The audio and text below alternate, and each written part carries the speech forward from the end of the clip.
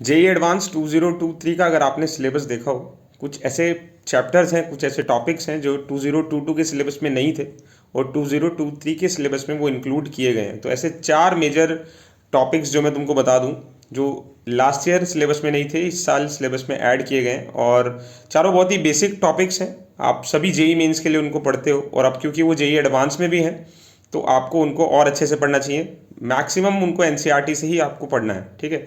तो जैसे hydrogen chapter है, लास्ट ईयर नहीं था, इस साल वो जेई एडवांस 2023 के सिलेबस में ऐड कर दिया गया है। तो हाइड्रोजन चैप्टर हो गया।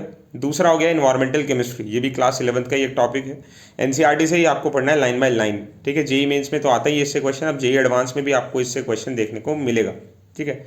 उसके बाद न्यूक्लिक एसिड वाला पार्ट, तो बायोमोलिक्यूल्स में न्यूक्लिक एसिड है, इसमें आप डीएनए आरएनए ये सब पढ़ते हो, एडेनिन ग्वानिन ये सब इनके स्ट्रक्चर्स पढ़ते हो, तो ये वाला पार्ट इंक्लूड कर दिया गया है। और है केमिस्ट्री इन एवरीडे लाइफ, तो ये जेई मेंस तक रहता था टॉपिक, अब ये जेई एडवांस के अंदर भी इंक्लूड कर दिया गया है। तो ये 3-4 टॉपिक हैं जो जेई एडवांस 2022 के सिलेबस में नहीं थे, 23 के सिलेबस में हैं। तो मैं आप सबको ये रिकमेंड करूँगा कि इन टॉपिक्स को आप छोड़े ना, क्योंकि इनसे आपको मेंस में भी हेल्प होगी और एडवांस में भी हेल्प होगी। तो एडवांस में हो सकता है मिक्स करके कुछ भी ऐसा इनका क्लब करके क्वेश्चन बना दिया जाएगा। तो ये आपको जेई एडवांस 2023 में क्वेश्चंस मिलने के चांसेस काफ़ी हाई रहेंगे, ठीक है। और जैसा कि हमने लास्ट ईयर भी देखा, पॉलीमर से क्वेश्चन नहीं आता था जेई एडवांस में, बट इस बार पॉलीमर से भी क्वेश्चन था, तो उस चैप्टर को भी आप इंक्लूड कर सकते हो।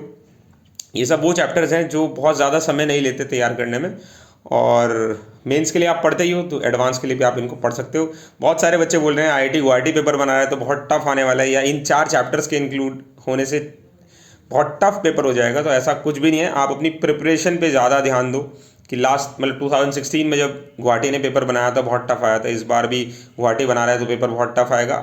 इसमें आप कुछ नहीं कर सकते हो, ठीक है।